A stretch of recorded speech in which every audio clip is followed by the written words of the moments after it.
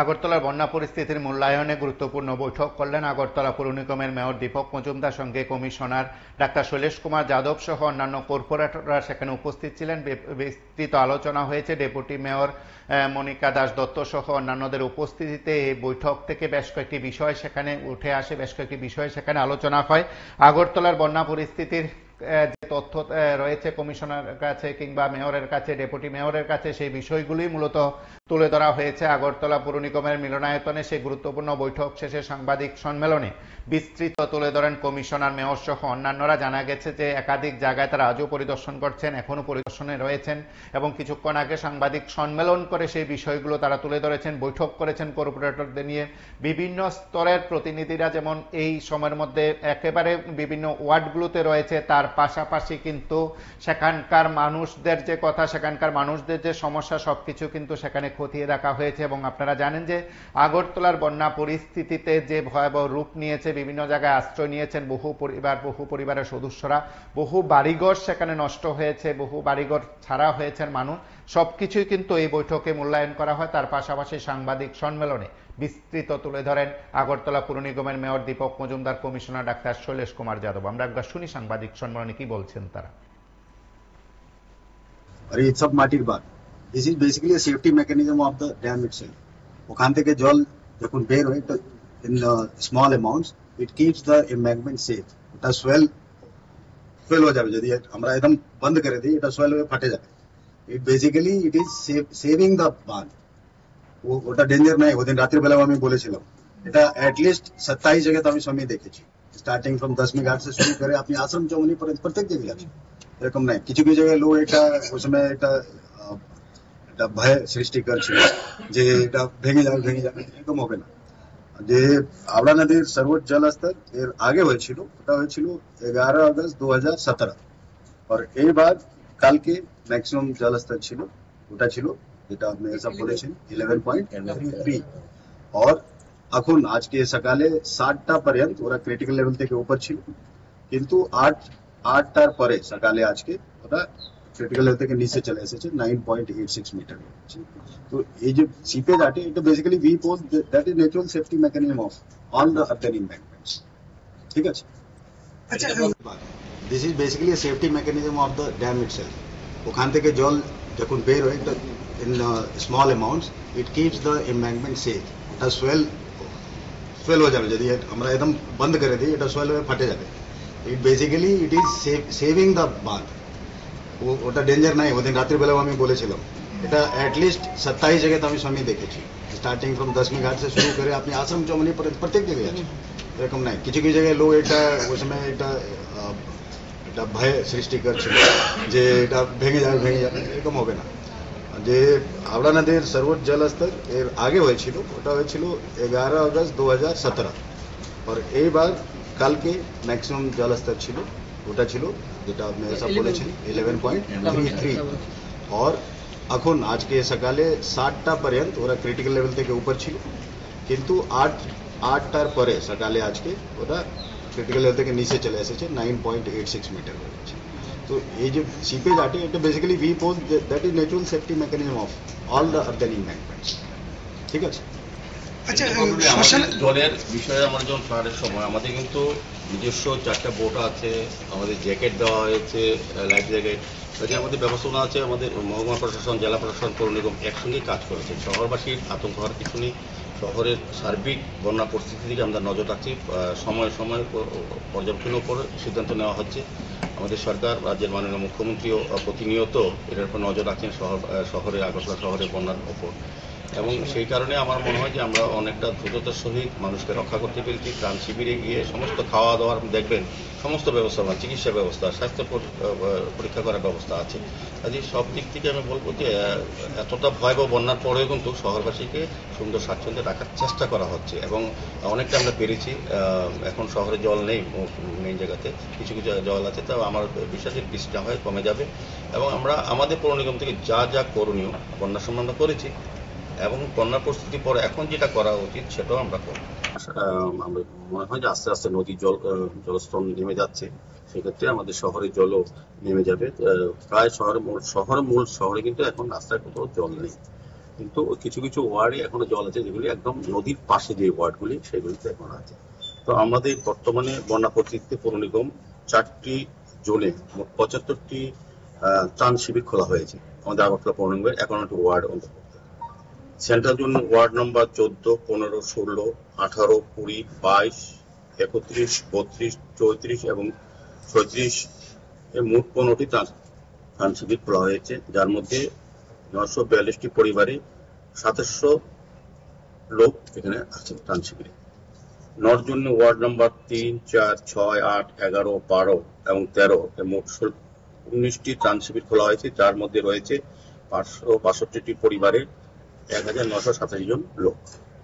East জোনে ward number 9, 10, 23, 25 এবং 26 মোট 19টি ত্রাণ শিবির খোলা হয়েছে, তার মধ্যে 212টি পরিবারে 1585 সংখ্যক লোক আছেন শিবিরে।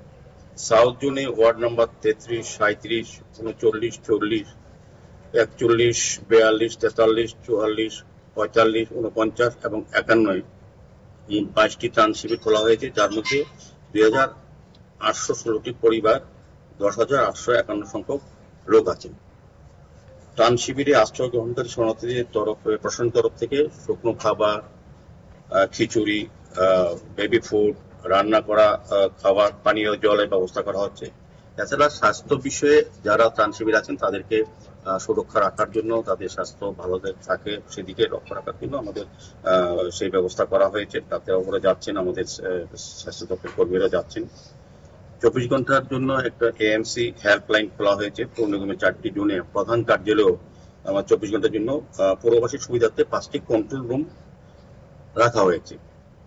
সেগুলোতে ব্যবস্থা আছে আমাদের মহকুমা প্রশাসন, জেলা প্রশাসন, পৌর নিগম একসঙ্গে কাজ করেছে। শহরবাসীর আতঙ্ক হওয়ার কিছু নেই। শহরের সার্বিক বন্যা পরিস্থিতির দিকে আমরা নজর রাখছি। সময় সময় পর্যবেক্ষণ 7640896289 9862789182 8131907785 9436186155। আমাদের পৌর নিগমেতে আমাদের নিকাশি ব্যবস্থার জন্য 17টি পাম্প আমাদের আছে। 17টি পাম্পই আমাদের চালু আছে, প্রত্যেকটি পাম্পই কাজ করছে। দিন রাত অবিরাম চালানো হচ্ছে পাম্পগুলি। সেই কারণে আমাদের শহরে জলটা অনেকটাই, আমি বলবো যে পরিমাণে বৃষ্টি হয়েছে তার সঙ্গে জলের কিন্তু আমাদের পাম্পগুলি কাজ করাতে জলটা তাড়াতাড়ি নেমে গেছে। তারপর বলবো যে বিভিন্ন নদীর পাড়ে ওয়ার্ডগুলি এখনো জল আছে, এই কারণে নদীর জল যেহেতু নামেনি সেই কারণে ওয়ার্ডগুলিতে জলগুলি রয়ে গেছে। কিছু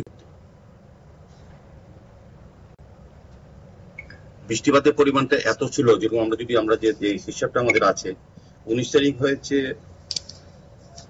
176.5 মিলিমিটার এবং 20 তারিখ হয়েছে 182, 21 তারিখ হয়েছে 23। হাওড়া নদীতে সর্বোচ্চ জলস্তর 11.33 মিটার, এটা গত কাল অব্দি। তো কাজেই সর্বোচ্চ জলস্তর ছিল হাওড়া নদীতে, বিপদসীমার উপর ছিল। সেই কারণে আগরতলা পরিস্থিতিটা অনেকটাই হয়েছে। সারা রাজ্যের সঙ্গে আগরতলা অবস্থা। তবে আমাদের পৌর নিগমের সমস্ত কর্পোরেটররা, আমার খুব ভালো লেগেছে, আমি নিজেও অনেক জায়গায় গিয়েছি। সমস্ত কর্পোরেটররা, আমাদের ডেপুটি মেয়র, আমাদের এমআইসি মেম্বার, আমাদের জোনাল চেয়ারম্যান কর্পোরেটর এবং আমাদের কমিশনার সাহেব, ইলেকশন কমিশনার, আমাদের সমস্ত আধিকারিকরা সারা দিন রাত্রি তারা আগরতলা শহরের বিভিন্ন ওয়ার্ড তারা ভিজিট করেছেন, প্রয়োজনীয় ব্যবস্থা গ্রহণ করেছেন। আমি ধন্যবাদ জানাই আমাদের রাজ্যের মাননীয় মুখ্যমন্ত্রী প্রফেসর ডক্টর মানিক সাহাকে। উনি দিন রাত্রি, সারা রাত্রি উনি জায়গা থেকেছেন, আমার সঙ্গে কথা হয়েছে ফোনে, এবং উনি প্রত্যেকটি জায়গায় সারা রাজ্যের সঙ্গে শহরের প্রত্যেকটি ওয়ার্ডের খোঁজখবর নিয়েছেন। প্রায় কর্পোরেটরের সঙ্গে উনি কথা বলেছেন সরাসরি, আমার সঙ্গেও অনেক রাত্রি এবং কথা হয়েছে। আমি বাইরে চিকিৎসার জন্য ছিলাম, উনি আমাকে ফোন করে ডেকে নিয়েছেন যে আগরতলা চলে আসতে হবে, শহরে কাজগুলি দেখাশোনা করতে হবে। কাজী ওনার কতটা গুরুত্ব দিয়ে চিন্তা করেছেন আগরতলা শহরবাসীর জন্য। সার্বিকভাবে আমি বলবো আমাদের মহকুমা প্রশাসন, জেলা প্রশাসন, সরকারি বিভিন্ন দপ্তর এবং আগরতলা পৌর নিগম এবং পৌর নিগমের যারা ওয়ার্ড কর্পোরেটর আছেন এবং বিভিন্ন আধিকারিক আছেন, জোনালের যারা কমিশনার আছেন, এসপি কমিশনার, তারা কিন্তু দিবারাত্র মানুষের পাশে থেকেছেন, মানুষের কাজ করেছেন। তো আমার একটা আশা থাকবে যে আগরতলা পৌর নাগরিকরা আমাদের সহযোগিতা করুন। পরবর্তী পরিস্থিতি, বন্যা হয়ে গেছে, জল নেমে গেছে, আমাদের নিকাশি ব্যবস্থা এত উন্নত, এত আধুনিক ব্যবস্থা এখন মেশিন দিয়ে করা, যেটা আগে কোনো সময় ছিল না। আজ এখন যেটা হয়েছে, যেটা আপনি এতটা জল ছিল, এটা হচ্ছে প্লাবন, ফ্লাড।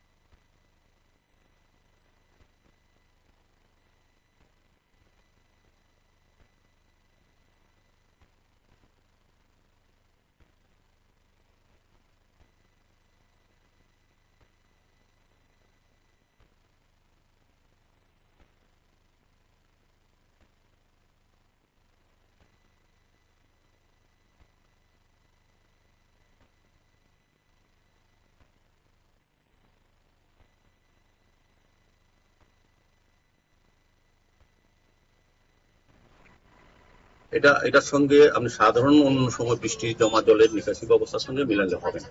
তো এটা আমাদের অনেক উন্নতর ব্যবস্থা, এখন আধুনিকভাবে হচ্ছে। বিশেষ কিছু কিছু ক্ষেত্রে অসুবিধা হচ্ছে, এবং যারা আমাদের সাফাই কর্মী, যারা আমাদের এই কাজটা করে, তারা কিন্তু অধিকাংশই যারা নদীর পাড়ে বিটারবন, মোল্লাপাড়া এসব জায়গায় ঋষিকুণ্ডে থাকে, ওনারা নিজেরাই ঘর থেকে বেরোতে পারছেন না অনেক ক্ষেত্রে অসুবিধা। তারপরেও কিন্তু আমাদের কমিশনার সাহেব আজকের থেকে পুরোদমে কাজ চলছে। জনগণ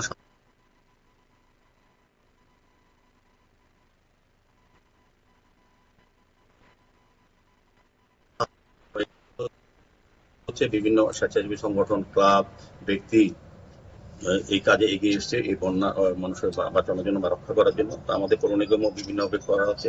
আমাদের বটতলা মহাশ্মশানে সৎকারের কাজ কিছুদিনের যে বন্ধ হয়ে গেছে, কারণ প্রচুর পরিমাণে হাওড়া নদী জল ঢুকে গেছে। আমাদের যে ইলেকট্রিক, আমাদের কমিশনার সাহেব আজকে থেকে পুরোদমে কাজ